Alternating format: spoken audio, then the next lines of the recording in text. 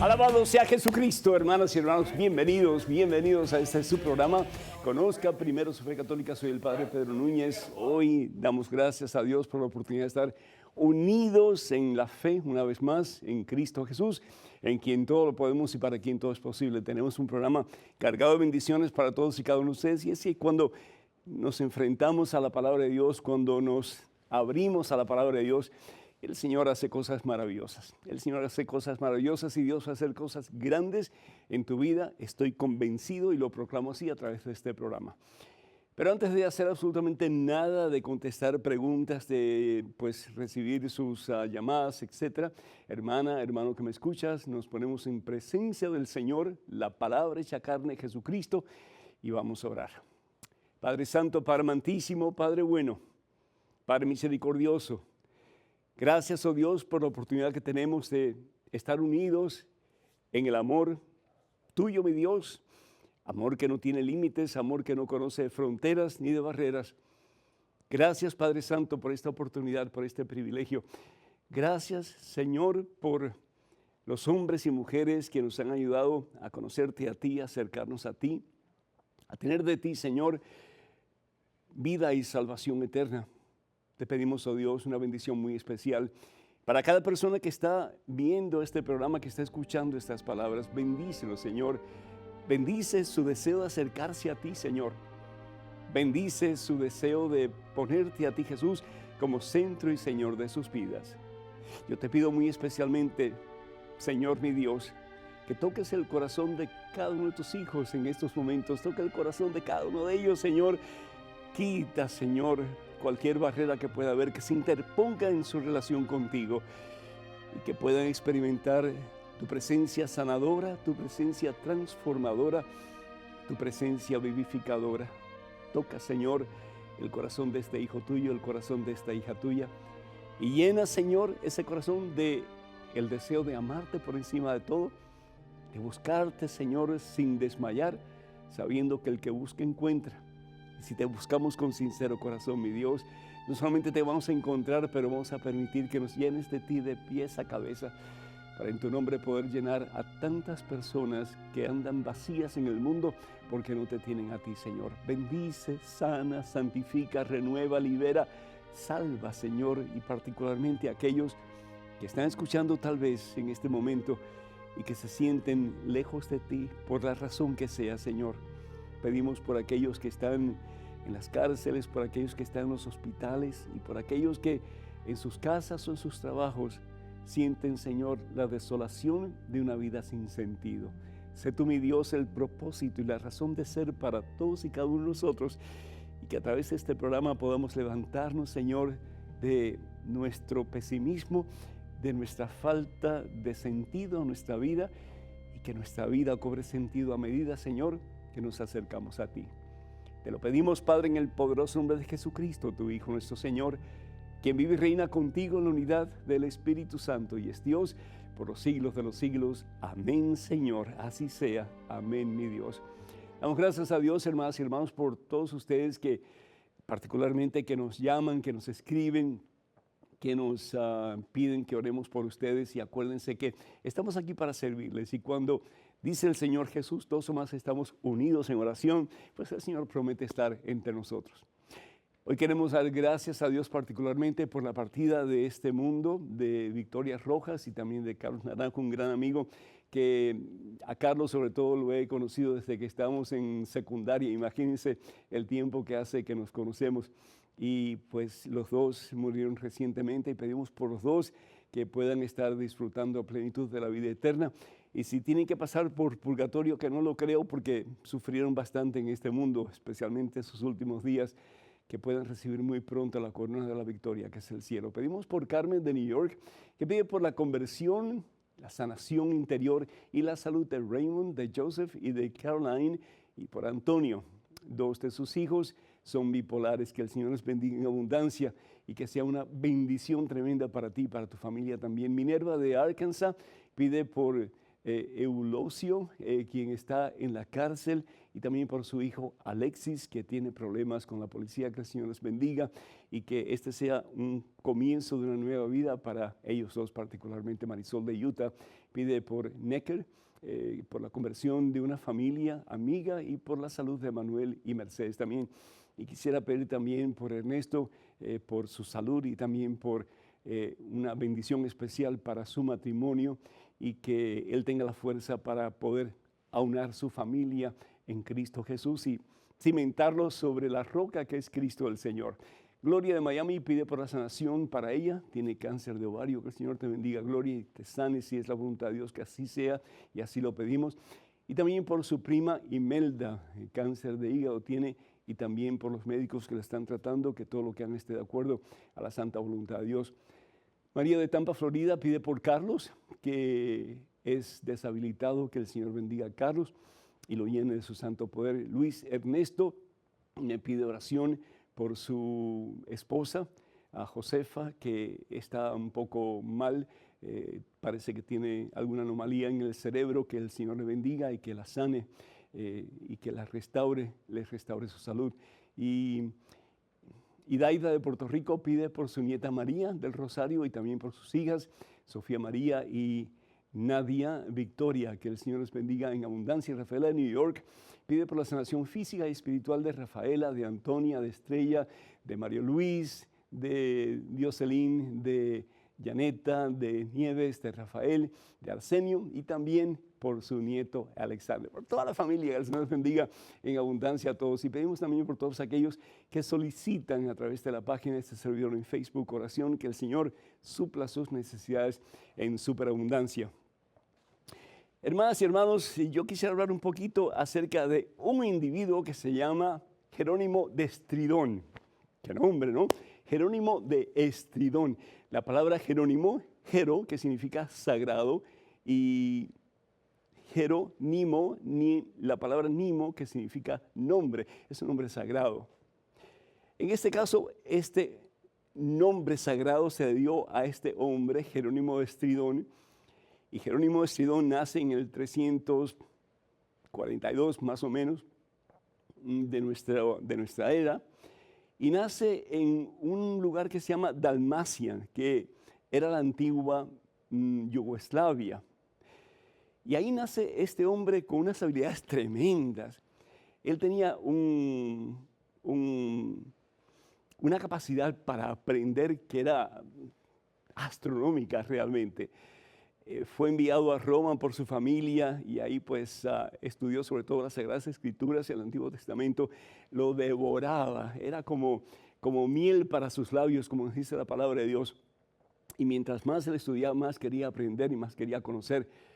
Y tanto así que, bueno, pues el Papa Dámaso, San Dámaso, en un momento de la vida de Jerónimo, le pide que no solamente estudie el Antiguo Testamento para estar consciente y seguro de que todos los libros que aparecen en el Antiguo Testamento son los libros que son inspirados por Dios, pero que también recoja los manuscritos, los evangelios, que hay tantos y tantos flotando por ahí, que escoja los que realmente él cree que son pues inspirados por Dios y que recopile todos esos manuscritos de Jesús, de la vida de Jesús y también de la iglesia primitiva, cómo se forma, cómo se establece, para hacer una especie de compendio de libros que hoy día conocemos como la Biblia.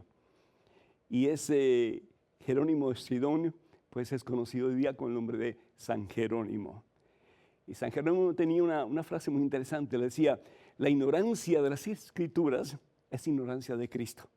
¿Por qué? Porque si creemos que Jesús es la manifestación total de Dios, si Jesús es la palabra de Dios, entonces al no conocer la palabra de Dios, al no conocer la Escritura, pues carecemos de conocimiento de Jesús. Jerónimo era un hombre, como dije anteriormente, excepcional, era un gran intelectual. Pero Jerónimo tenía un problema serio. Y el problema serio de Jerónimo era que era muy violento. era una persona que se violentaba con gran facilidad. Por eso Jerónimo se presenta usualmente por pintores en dos formas diferentes.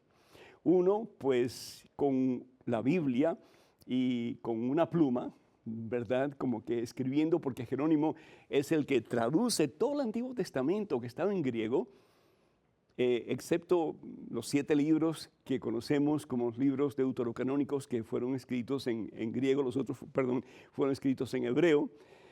Y Jerónimo traduce todos esos libros del hebreo y del griego del Antiguo Testamento, los libros en griego, todos juntos los traduce a lo que conocemos como el latín vulgar o el latín del pueblo en aquel entonces.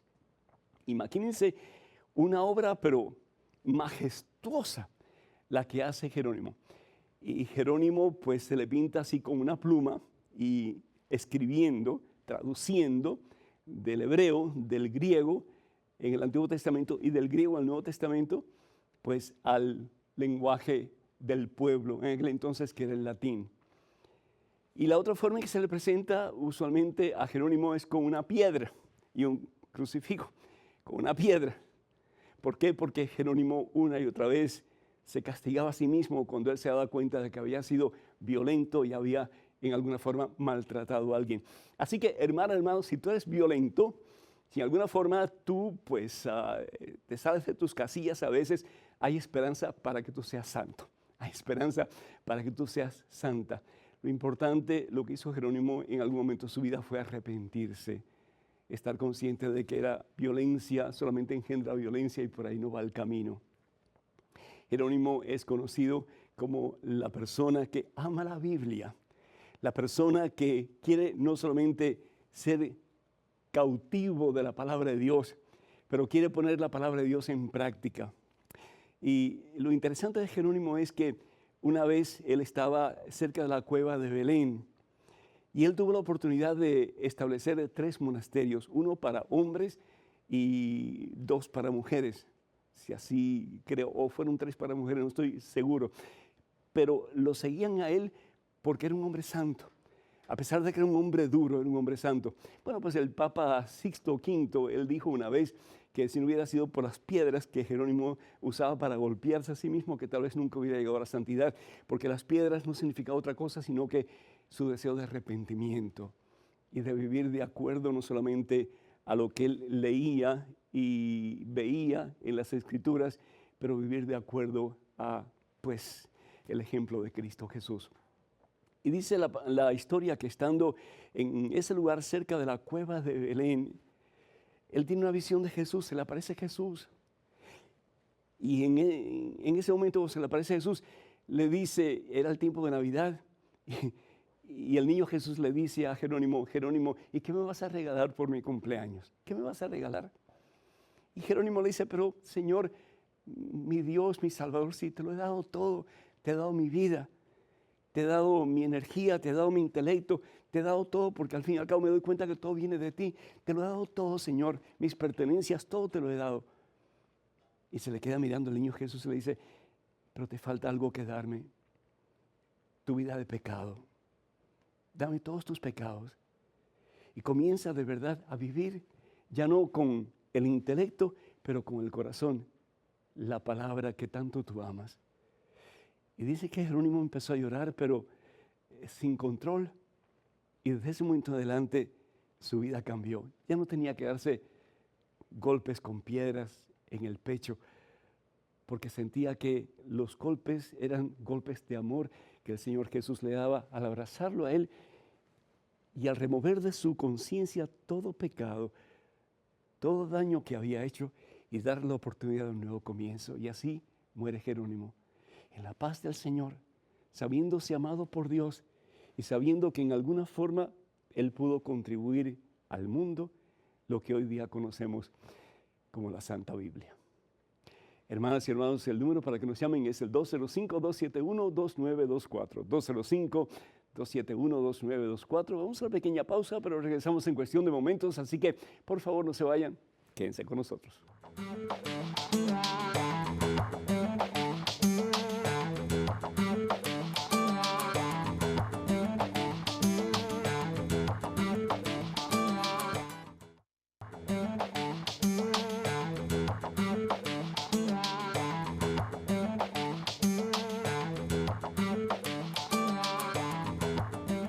Gloria al Rey de Reyes, Jesucristo, hermanos y hermanos, bienvenidos.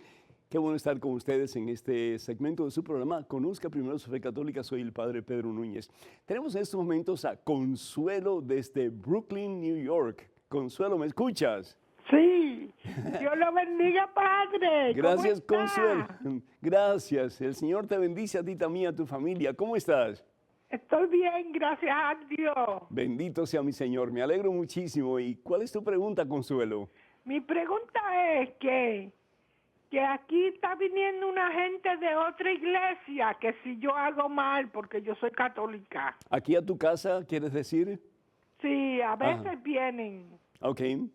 ¿Y son personas que están tocando la puerta o cómo es? No, conocidas de una iglesia, Ah, ya. ¿Y qué iglesia será esa? No sabes. la pentecostal. ¿Pero cuál de ellas? Cristo vive. Cristo vive. ¿Quién la fundó, Consuelo? Pastor Quile, Él la fundó. sí, Entonces, lo que fundó Jesucristo no vale. ok. Es decir, la iglesia que fundó Jesús, que vemos en el Evangelio según San Mateo, capítulo 16, versículo 18, sobre esa piedra edificaré mi iglesia, se lo dice a Simón Barjona, que es después de que Jesús le llama piedra, ya se convierte en el nombre de Pedro. Entonces, esa es la iglesia que funda Jesús. Entonces, ¿cómo alguien, un pastor, con qué autoridad va a fundar una iglesia diferente a la iglesia que fundó Jesús? Es una cosa que tenemos que pensar un poquito, Consuelo. Y si bien es cierto que los hermanos están tratando de acuerdo a su pensar, de evangelizar, también nosotros como católicos tenemos que evangelizar. Nosotros tenemos la verdad, y si tenemos la verdad, y si ellos nos hablan sin refutar, sin pelear ni nada por el estilo, decirle, mira, esto es lo que yo creo, esta es mi verdad, me escuchas un ratito y le Sí. empiezas a hablar, ¿verdad? Y le puedes hablar de lo que creemos como católicos, la Eucaristía, por encima de todo, la real presencia de Jesús, que ellos están realmente, pues, no recibiendo, no dejando que ese maravilloso regalo, pues, sea parte de su vida. Y tantas otras cosas, por ejemplo, los mismos sacramentos, todos ellos, la devoción a María Santísima, que tenemos mamá, porque estamos injertados en Cristo Jesús y por lo tanto, pues si es ella mamá de Jesús, es mamá nuestra también. Y ahí por decir tantas cosas, el hecho de que tenemos un papa, es decir, que tenemos un sucesor de Pedro que con los demás obispos nos guían en el camino de la salvación. Jesús lo dijo en el Evangelio según San Juan, capítulo 12, versículo 16. Perdón, capítulo 16, lo tengo capítulo 16, versículo 12, ¿verdad? Que les enviaré al Paráclito, al Espíritu Santo, para que los guíen en la verdad.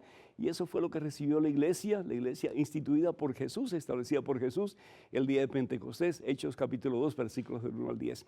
Así que, Consuelo, yo te invito primero que todo para que tú estés bien cimentada en la iglesia fundada por Jesús, no una iglesia que por muy buena que sea, nada tiene que ver con el que la fundó originalmente, que es Jesucristo. Esta es otra cosa diferente. Y aunque crean en Jesús, pero no es la iglesia fundada por Jesús. Y segundo, que nosotros también pues demos un paso al frente y comencemos a evangelizar. Si bien es cierto que otros pueden evangelizarnos a nosotros, supuestamente, nosotros con más razón todavía, porque tenemos pues la verdad dada a nosotros por la iglesia que Jesús funda, entonces con más razón tenemos todavía de llevar al mundo, comenzando con aquellos que nos rodean, la palabra de Dios y la fe en ese Jesús que nos ha dado pues la iglesia que él funda, que es la iglesia católica. Tenemos en estos momentos un correo electrónico con una pregunta. Adelante, por favor. Padre Pedro, si falto a misa y luego comulgo, ¿estoy cometiendo sacrilegio? ¿Cuáles son los pecados mortales por los cuales no podemos comulgar? Juana. Juana, muchísimas gracias, muy agradecido. Pues cuando tú dices, si falto a misa, si puedo comulgar, yo me imagino que estés hablando de faltar un domingo a misa. Lo ideal sería que fuéramos a misa todos los días, ¿verdad? Porque si comemos todos los días para alimentar nuestro cuerpo, ¿cuánto más deberíamos de ir a la Santa Misa para recibir la palabra de Dios y para comulgar el cuerpo y la sangre de Cristo Jesús, para tener las fuerzas que necesitamos para vivir según la voluntad de Dios más y más? Pero me imagino yo que me estás hablando de faltar el día domingo. Pues si faltas el día domingo, la razón sería, o la pregunta sería, ¿y por qué faltaste, Juana? ¿Por qué faltaste? ¿Faltaste por que estabas enferma y no podías levantarte de la cama. Faltaste por que hubo una emergencia tal vez en tu casa. Es decir, hay situaciones en que uno realmente pues no puede ir a misa por alguna razón que es imprevista y que es una cosa que no podemos controlar. Pero si no podemos ir por la mañana, pues tal vez ir por la tarde, y si no podemos, pues ni modo. Es decir, tratar de ir es lo importante. ¿Qué pasa cuando no vamos a misa porque somos perezosos o porque ese domingo queremos ir al parque o queremos ir a ver un juego de fútbol o cosas así? Es un pecado serio. Es un pecado grave. Y si nosotros comulgamos teniendo un pecado grave, un pecado serio en nuestra conciencia, en nuestra alma, pues estamos cometiendo otro pecado más. Y ese pecado realmente pues es un pecado bien serio, es lo que tú llamarías, lo que llamaríamos un sacrilegio, es decir, estamos desacrando esa dádiva, esa presencia de Dios que se nos da en la Santa Comunión. La palabra de Dios en 1 Corintios, capítulo 11, versículo 29, dice la palabra de Dios: el que come y bebe indignamente, come y bebe su propia condenación por no reconocer el cuerpo. ¿El cuerpo de quién? El cuerpo de Jesús. Entonces, tenemos que tener mucho cuidado. Tú preguntas, ¿cuáles son los pecados mortales que nos impiden comulgar? Al fin y al cabo, todos. Porque todo pecado mortal es precisamente eso. Damos muerte a la presencia de Jesús en nuestra vida, lo echamos fuera cuando cometemos un pecado mortal. Y para nosotros poder recibir dignamente al Señor Jesús en la Santa Comunión, tenemos primero que todo que hacer nuestras paces con Él, reconciliarnos con Él, y la forma de hacerlo que el mismo Señor nos ha dejado es a través del sacramento de la reconciliación o el sacramento de la confesión. Ojalá que esto te haya ayudado, Juana. Dios te bendice. Tenemos un correo electrónico. Adelante, por favor, con la pregunta. Padre Pedro, ¿por qué nosotros los católicos tenemos la imagen de Cristo crucificado? A mi parecer, es como si nosotros enmarcáramos y tuviésemos la imagen de nuestro hijo tal como quedó en un asesinato. Orlando. Orlando, muchísimas gracias.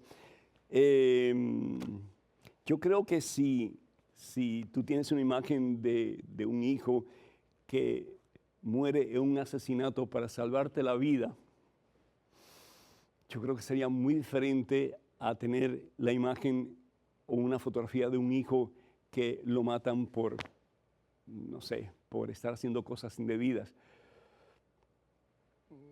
No hay amor más grande que el dar la vida por otra persona, nos dice el Señor Jesús en el Evangelio según San Juan, capítulo 15, versículos del 13 al 14. No hay amor más grande que ese. Y hasta ese punto nos ama Dios. Y por eso Jesús dice que Él está dispuesto a dar su vida por sus amigos. Y dice, y ustedes son mis amigos. Y no solamente se está refiriendo a su grupo de discípulos más cercanos, que eran los apóstoles, pero a ti y a mí también. La palabra de Dios en el Evangelio según San Juan, capítulo 3, versículo 16, dice, tanto amó Dios al mundo que dio a su único Hijo, para que todo el que cree en Él no se pierda, sino para que tú y yo, creyendo en Jesús, viviendo de acuerdo a la voluntad de Jesús, tengamos un día vida y salvación eterna. San Pablo en su primera carta a los Corintios, capítulo 18, dice lo siguiente, y quisiera pues leértelo si me lo permites un momentito. La carta de San Pablo a los Corintios, capítulo 1, versículo 18, dice lo siguiente, si bien es cierto que el lenguaje de la cruz resulta una locura para los que se pierden, para nosotros, los que se salvan, es poder de Dios. El signo más poderoso, más grande, más real del amor de Dios es la cruz. Es la cruz. Ahí está representado el amor de Dios. Lo dio todo. Ya no había más nada que dar. Hasta la última gota de su sangre lo dio todo. Ya no tenía más nada que dar. Y cuando uno lo da todo y ya no queda más nada, que dar. Eso es amar. Y por eso para nosotros es tan importante la cruz o el crucificado o el crucifijo. Y que nos recuerde siempre hasta qué punto nos ama Dios. Y que nosotros con su gracia y poder estemos dispuestos a amarlo a Él, sí, de la misma manera. Tenemos otro correo electrónico con otra pregunta. Adelante, por favor. Padre Pedro, tengo 16 años. Le digo a mi mamá que yo no creo en las religiones ni en las iglesias. Yo solo creo en Dios. Me gustaría saber qué opina al respecto. ¿Usted cree que yo estoy haciendo mal? Muchas gracias. Sugen desde Costa Rica. Soen, yo te felicito primero que todo porque tienes 16 años y estás buscando la verdad. Y dice la palabra de Dios en el Evangelio según San Juan, capítulo 14, versículo 6. Dice el Señor Jesús, yo soy el camino, yo soy la verdad, yo soy la vida. Nadie va al Padre sino a través de mí. Jesús es la verdad. Y qué bueno que tú quieras conocer la verdad más a fondo. Y dice la palabra de Dios también que la verdad te hará libre. Si bien es cierto que hoy día hay una tendencia a no ser afiliado a una religión, la pregunta básica sería, ¿y quién nos ha dado a conocer a Dios? ¿Quién te ha dado a conocer a ti, a Dios? ¿Quién te ha ayudado a crecer en fe y en amor a Dios? Tú dices que tú crees en Dios, pero ¿quién te lo dio a conocer? ¿Cómo tú sabes de Dios? Pues alguien te lo tuvo que dar a conocer. Tú puedes decir, bueno, fue mi mamá, fue mi abuelita, fue mi tío, etc. Sí, está muy bien. Pero ¿quién le dio a conocer a ellos la realidad de Dios? Si no fue la iglesia. Y por eso es que Jesús establece su iglesia. Y le establece sobre ese a quien Él escoge como cabeza visible de su iglesia, que es a Pedro, porque Jesús va a regresar al Padre. Jesús va a concluir su misión en persona cuando Él asciende al cielo y regresa a lo que a Él le pertenece, que es la gloria de Dios. Pero Jesús deja la iglesia porque la iglesia va a continuar hasta el fin de los tiempos. Y escoge a Simón Barjona, quien le nombra Pedro, para que él con los demás apóstoles, que van a ser los primeros obispos de la iglesia, pues continúen la misión de Jesús, de liberar al pueblo, de sanar al pueblo, de levantar al pueblo de la miseria, sí, de llevar al pueblo a unidad con Dios. Y por eso en el Evangelio según San Mateo capítulo 16, versículo 18, vemos cómo Jesús pues establece su iglesia. ¿Para qué? Para que conozcamos quién es Dios. No solamente es importante tener un conocimiento abstracto de Dios, pero tenemos que tener un conocimiento vivencial de Dios. Tenemos que tener una relación con Dios. El Papa Francisco nos anima una y otra vez en el presente a desarrollar una relación personal con Jesucristo. Es decir, Él es un ser, el ser más grande, más fabuloso, más maravilloso, pero es un ser con quien nos podemos relacionar. Entonces, si decimos que, bueno, yo creo en Dios, pero también los demonios creen, dice la palabra de Dios, y sin embargo tiemblan. Creer no solamente significa yo tener un concepto de la existencia de Dios, pero de acuerdo a la Biblia, especialmente el Nuevo Testamento, creer en Jesucristo significa adherirme a Jesús, someterme a la voluntad de Jesús, vivir en búsqueda de Jesús, sabiendo que Él siempre va a estar con brazos abiertos para recibirme, para hacerme suyo. De ahí, por ejemplo, en el Evangelio según San Mateo, capítulo 28, versículo 19, en que Jesús envía a sus primeros discípulos.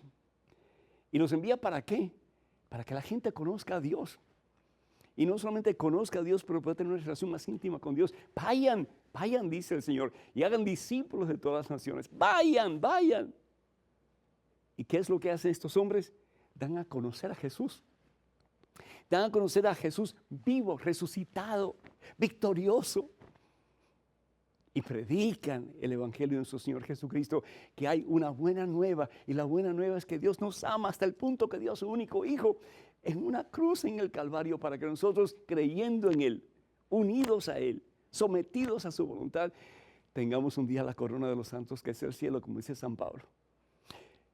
Y por eso es que es importante no solamente creer en Dios, pero estar adherido a la iglesia de Dios, a la iglesia que Jesús funda, que al fin y al cabo es la iglesia católica. Sí, la religión es importante.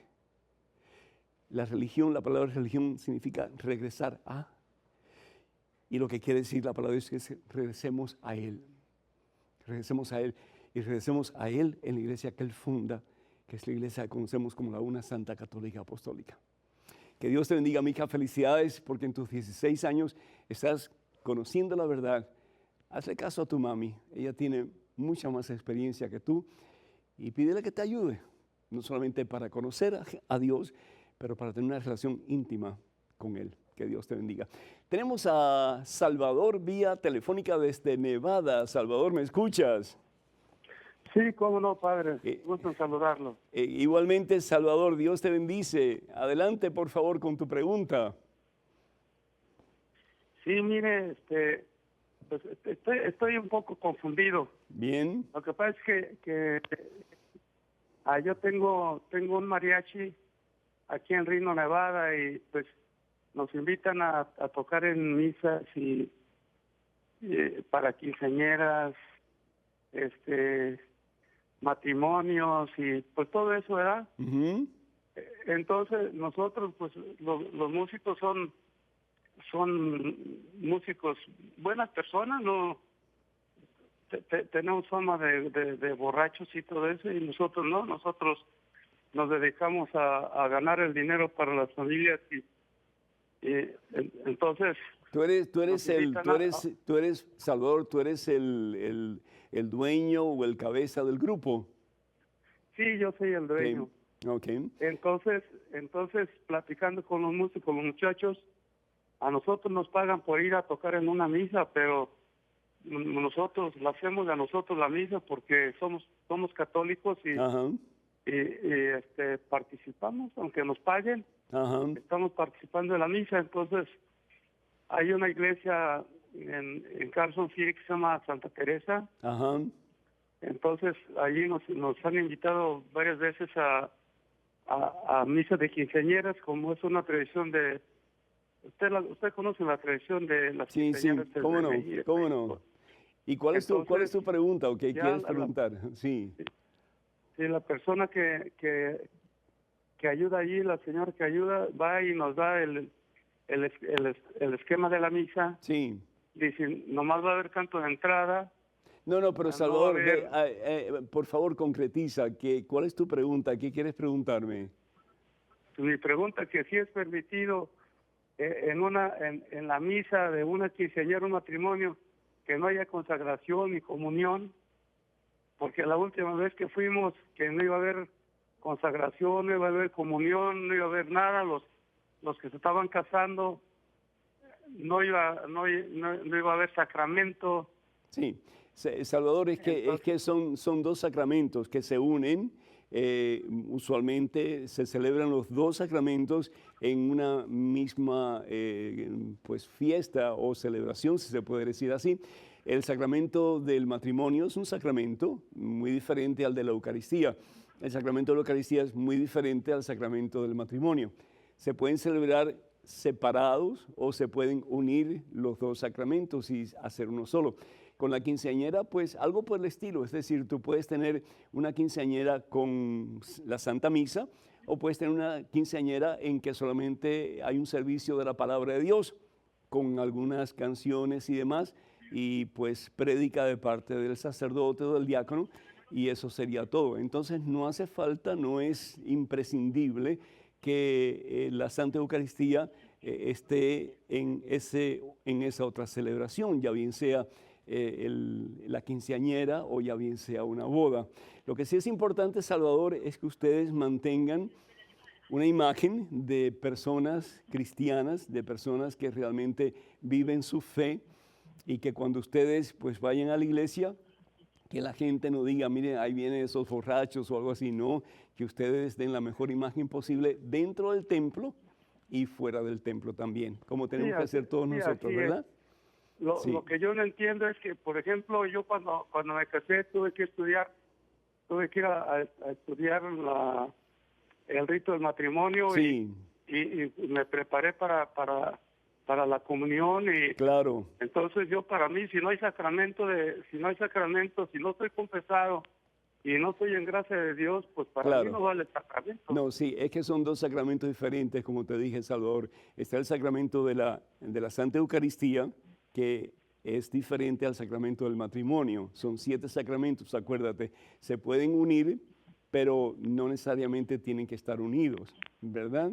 Así que lo que tú hiciste es correcto. Realmente, yo diría, si yo fuera el sacerdote de X pareja, yo le diría, por favor, traten de que los 2 sacramentos estén unidos, porque ustedes necesitan de la gracia de Dios, de la presencia de Dios, para poder tener una relación cada día más íntima y que cuando vengan momentos de debilidad o problemas, que ustedes puedan tener el mejor vino al tener a Cristo Jesús en la relación de ustedes.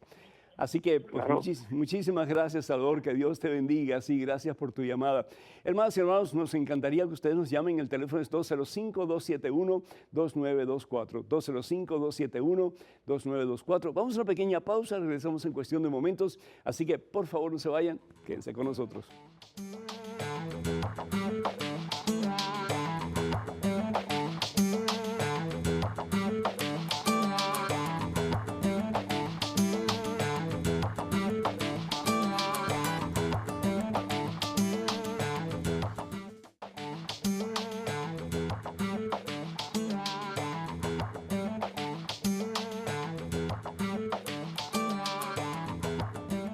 Bendito, alabado, glorificado sea el santo nombre de ese que está por encima de todo, que es Cristo Jesús el Señor. Bienvenidos, hermanas y hermanos, a este su programa y este segmento, Conozca Primero su Fe Católica. Soy el Padre Pedro Núñez. En estos momentos, un correo electrónico con una pregunta. Adelante, por favor. Padre Pedro, ¿por qué si los hombres pecan y Dios nos perdona, por qué no perdonó a los ángeles cuando ellos pecaron? ¿No sabía Dios que por no perdonarlos a esos ángeles, ahora demonios, acosarían y harían perder a los hombres? Gracias y saludos. Ricardo. Ricardo, Dios lo sabe todo. Dios lo sabe todo. Pero Dios también, si es total y completamente cierto que lo sabe todo, Dios también deja la decisión a tu voluntad y a la mía, como la dejó a los ángeles caídos. Es decir, tenemos libre albedrío, tenemos el poder de decidir entre el bien y el mal, entre Dios y lo que está opuesto a Dios. En el libro de Génesis, en el capítulo 18, versículos del 18 hasta el 33, la palabra de Dios nos habla acerca de una especie de coloquio que había entre Abraham y Dios. Abraham veía cómo la sociedad se está destruyendo a sí misma, metiéndose cada vez más en el pecado, y somos como que a veces un poquito tercos, dice el Señor en el Evangelio según San Mateo capítulo 19, somos duros de corazón. Pero, ¿y por qué? Porque a pesar de que vemos que nos estamos haciendo daño, por ejemplo, una persona que usa drogas, sigue usando drogas, y a pesar de que se da cuenta de que está cada vez peor, pues sigue usándola porque ya es necesario que la use, porque se siente que el cuerpo se lo pide. Y sabemos que vamos a caer en un error y sin embargo caemos. Y sabemos que si tomamos demasiado alcohol nos vamos a alcoholizar y vamos a ser alcohólicos y bueno, pues seguimos cayendo en la misma cosa, ¿no? Sabemos que si tenemos relaciones sexuales fuera del matrimonio vamos a causar problemas serios en nuestras familias, sin embargo lo hacemos. En este caso, Abraham pidiéndole a Dios que si hubiera 40, 30, 20, 10 personas justas en Sodoma y en Gomorra, si Dios perdonaría el pecado de todas estas personas. Hermanas y hermanos, es decir, en el Antiguo Testamento Dios aparece como un juez imparcial que pues se echa abajo al que lo desobedece y bendice al que lo obedece. Pero Dios siempre está bendiciendo. Su generosidad no tiene límites, su misericordia no tiene límites. El problema es que toda acción tiene una consecuencia. Y bien nos dice la palabra de Dios a través de San Pablo en su carta a los Romanos que El salario o la consecuencia del pecado siempre es la muerte. Pero sin embargo nosotros seguimos empeñados en hacer lo que está opuesto a la voluntad de Dios. Y como consecuencia pagamos el precio. La diferencia entre nosotros y los ángeles es vasta, enorme, incalculable. ¿Por qué? Porque los ángeles tienen conocimiento perfecto de Dios y nosotros no. Entonces, el tú estar consciente total y completamente de Dios, de quién es Dios, de lo que es Dios, y rechazas a Dios a propósito, la soberbia te gana, el orgullo te gana y como consecuencia te apartas del bien absoluto que es Dios. Y lo opuesto al bien absoluto que es Dios, ¿qué cosa es? El infierno. La ausencia total y completa de Dios.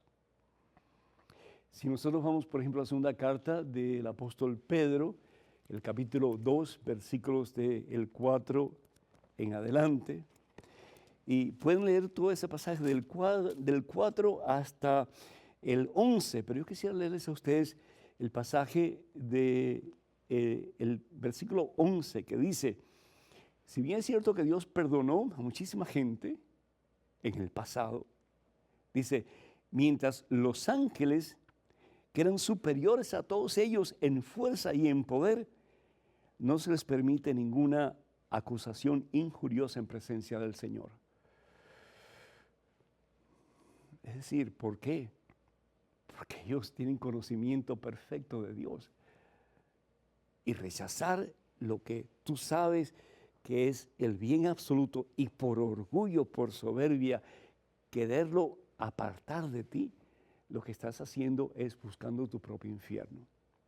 Hay gente que dice, por ejemplo, bueno, pero si Dios es tan bueno, si Dios es tan misericordioso, ¿por qué permite que una persona se vaya al infierno? Porque Dios no te va a torcer el brazo. Es decir, Dios hasta el final va a luchar, como dicen por ahí, a capa y espada para ganar tu alma. Porque Dios no quiere que nadie se pierda, Dios quiere que todos nos salvemos. Así dice la palabra de Dios. Pero si uno es tan soberbio, si uno es tan orgulloso, que no quiere nada con Dios, que rechaza a Dios, aunque tenga las pruebas que tenga, rechaza a Dios, esa persona no puede entrar en la presencia de Dios. ¿Por qué? Porque es esa persona la que ha optado por no querer nada con Dios. Y por lo tanto, Dios no te va a torcer el brazo. Va a luchar hasta el último suspiro de tu vida, como hizo con el buen ladrón, supuestamente con el nombre de Dimas. Pero fíjense, uno se arrepintió y el otro no se arrepintió. ¿Qué pasó con el que no se arrepintió? Así como que a primera vista tenemos que decir, pues no se salvó. Pero al fin y al cabo, en la misericordia de Dios, ya la persona muriéndose puede tener un cambio de corazón, porque para Dios no hay imposibles. Tenemos en estos momentos un correo electrónico con una pregunta. Adelante, por favor. Padre Pedro, ¿me podría ayudar a entender qué significa ser un católico tibio? No me gustaría estar teniendo prácticas o actitudes que me hagan caer en esa categoría sin saberlo. Además, ¿quiere decir que ser frío es mejor a los ojos de Dios que ser tibio? Diana, desde Costa Rica. Diana, que el Señor te bendiga. Muy buena pregunta. La palabra de Dios en el libro de Apocalipsis, capítulo 3, versículos del 15 al 16, el Señor nos dice lo siguiente. Conozco tus obras. Y eso no solamente se lo está diciendo a una iglesia llamada Laodicea, una de las iglesias que funda San Pablo, una de las 7 iglesias que funda San Pablo en Asia Menor. Y recuerden que el que funda esa iglesia no está separado del tronco, que al fin y al cabo es la iglesia de Jesucristo. Se van formando diferentes comunidades y cada comunidad es una iglesia porque la palabra iglesia significa una comunidad de creyentes. Una comunidad de creyentes. ¿Creyentes en quién? En Cristo Jesús, nuestro Señor. Y esta comunidad se llama Laodicea. Y dice el Señor precisamente a esta comunidad: conozco tus obras. como el Señor conoce tus obras y las mías también, ¿verdad? No eres ni frío ni caliente. Frío, ¿qué quiere decir frío? Que nada que ver con Dios. Nada que ver con Dios. Frío, como un témpano de hielo. No eres caliente tampoco. ¿Qué es caliente? Es lo opuesto. Es estar enamoradísimo del Señor. Es tener el fuego del amor de Dios como que impregnado en el corazón de uno. Es respirar a Dios. Es que se te salgan por los mismos poros el amor de Dios y la presencia de Dios que hay en ti. No eres ni caliente ni frío. Ojalá fueras frío o caliente. ¿Y por qué? ¿Por qué frío? Porque el frío por lo menos tiene la oportunidad de calentarse. El frío por lo menos tiene la oportunidad, la capacidad de decir, caramba, estoy mal y tengo que cambiar. Pero una persona tibia cuesta mucho más trabajo que cambie. ¿Y sabes por qué? Porque la persona tibia piensa que está bien. Yo no mato, yo no robo. No sabemos bien esos 2 mandamientos y el resto, ¿quién sabe? ¿Verdad? Yo no mato, yo no robo, yo soy buena gente, yo soy buen cristiano. No. Ser buen cristiano significa someterme a Cristo. Ser buen cristiano significa que ya no sea yo quien viva, como dice San Pablo, sino que sea Cristo quien viva en mí. Por lo tanto, como dice el apóstol, si vivo, viviré para Cristo. Y si muero, moriré para Cristo. Ya yo no voy a hacer lo que me dicta mi carne. Ya yo no voy a hacer lo que me dicta el mundo. Ya yo no voy a hacer lo que me dicta los amigos, en fin. Voy a hacer lo que Cristo me dice. Voy a ser de Cristo. El tibio le cuesta más trabajo tomar esa decisión, porque se considera bueno. Y la iglesia está llena de gente buena, hermanos. La iglesia está llena de gente buena. Padecemos de buenitis aguda, una enfermedad contagiosa terrible. Pero Dios no quiere gente buena. Dios quiere gente santa. Y por eso el Señor dice, los tibios los expulso de mi boca. Porque se convierten en piedra de obstáculo para que otros que quieren conocer al Señor y seguirle, si siguen el ejemplo de ese que es tibio, se van al barranco. Necesitamos de hombres y mujeres que de verdad vivan el Evangelio, que estén llenos del fuego del amor de Dios, para que ese fuego del amor de Dios que vibra en ellos pueda comenzar a vibrar en otras personas a su alrededor. Y entonces un día el mundo creerá en Jesucristo y tendrá de Jesús vida y salvación eterna. Tenemos un correo electrónico. Adelante con la pregunta, por favor. Padre Pedro, me llama mucho la atención de la presencia de algo llamado Protoevangelio de Santiago, donde aparecen algunas de las creencias católicas. Si este escrito es mencionado dentro de la Iglesia, ¿por qué no forma parte del canon bíblico? Jorge, de Colombia.